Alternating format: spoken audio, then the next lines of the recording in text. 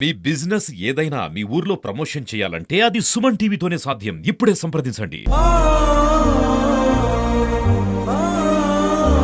దెబ్బలు తగిలాయని అనుకుంది ఫస్ట్.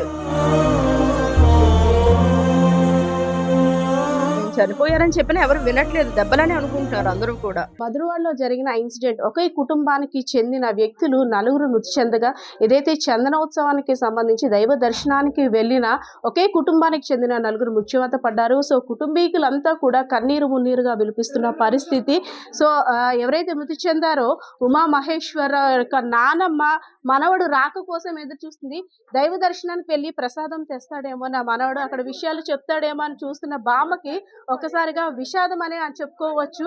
అమ్మా, ఏమవుతారమ్మా మీరు? నేను నాన్నమ్మని. నానమ్మ ఆ, వెళ్ళేటప్పుడు మీకు చెప్పి వెళ్ళారమ్మా? చెప్పలేదమ్మా, నాకు తెలియదు. అక్కడి నుంచి అలా అత్తవారింటి కాడి నుంచి వెళ్ళారు అలా. మరి ఒక్కసారిగా దేవుడి దగ్గరికి దేవుని చూడడానికి వెళ్ళిన మీ మనవడు పరిస్థితి ఇలా అయిందమ్మా. తెల్లవారు వచ్చి తెలిసిందమ్మా నాకు. దెబ్బలు తగిలాయి అనుకొని ఏడ్చిందండి. తర్వాత నేను చెప్పాను చనిపోయారని చెప్పి. ఇంకొకసారిగా ఆవిడ పడిపోయింది అక్కడ. దెబ్బలు తగిలాయని అనుకుంది ఫస్ట్. నేను చనిపోయారని చెప్పినా ఎవరు వినట్లేదు. దెబ్బలని అనుకుంటారు అందరూ కూడా. ఆ ఫొటోస్ చూసి ఒకటికి 10 సార్లు నేను జూమ్ చేసి చూసాను. ఒకటికి 10 సార్లు వాళ్ళ కాదా అని చెప్పి. వీళ్ళకి ఫోన్ చేసేసరికి అక్క చాలా మామూలుగా వెళ్ళారమ్మా, 2 గంటలకు వెళ్ళారు, ఎందుకు అనేసి అడిగింది.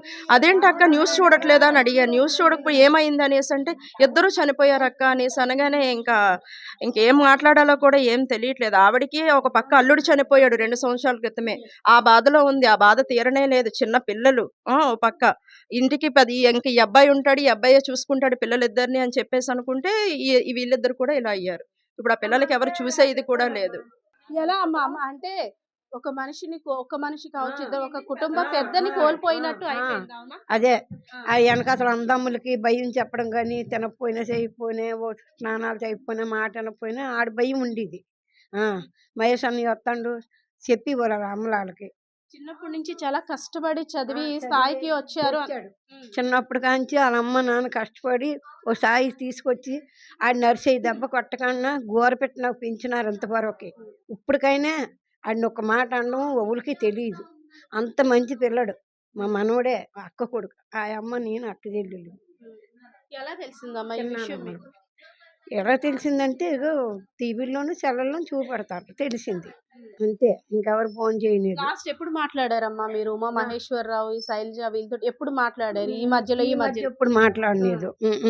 మొన్న రాత్రి ఎప్పుడో చూసాను ఆ అబ్బాయినే కానీ, ఎక్కడికో వెళ్ళిపోతుండో చూసాను, అంతేగాని మాట్లాడలేదు అబ్బాయితోటి.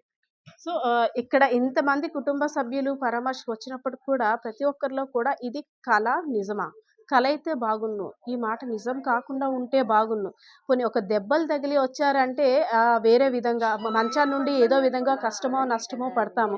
అలాంటిది ఒకరు కాదు, ఇద్దరు కాదు, నలుగురు, అది కూడా దైవ దర్శనానికి వెళ్ళి అనంత లోకాలకి వెళ్ళిపోయారు. ఏంటి ఎవరి పాపం ఎవరిని అడగాలి? ప్రకృతి వైఫల్యమా? ఎప్పుడూ లేని విధంగా వర్షం పడ్డం ప్రకృతి వైఫల్యమా? లేదు, గోడ నిర్మాణాన్ని సరిగ్గా చేపట్టలేకపోయినా ఆ నిర్మాణం చేసేవారిదా? లేదు, దేవాదాయ సిబ్బందా, ప్రభుత్వానిదా? ఎవరిని ప్రశ్నించాలి? పాపం ఎవరిది? వాళ్ళ మీద ఆధారపడి ఉన్న కుటుంబ పరిస్థితి ఏంటి? మా పరిస్థితిని ఎవరు ఆదుకుంటారు? మా పరిస్థితిని ఎవరు చూస్తారు? ఎంత డబ్బు ఇచ్చినా సరే, ఎంత డబ్బు మాకు ఇచ్చినా సరే ప్రాణాలను అయితే తీసుకురాలేరు కదా. సో వీరి యొక్క చావులకి కారణాలు ఎవరు అని అయితే ప్రశ్నిస్తున్న పరిస్థితి అయితే ఉంది. కెమెరా పర్సన్ బాలకిషోర్తో పద్మ, సుమన్ టీవీ, విశాఖపట్నం, భీమిలి నియోజకవర్గం. దెబ్బలు తగిలాయని అనుకుంది ఫస్ట్. నేను చనిపోయారని చెప్పినా ఎవరు వినట్లేదు. దెబ్బలని అనుకుంటారు అందరూ కూడా.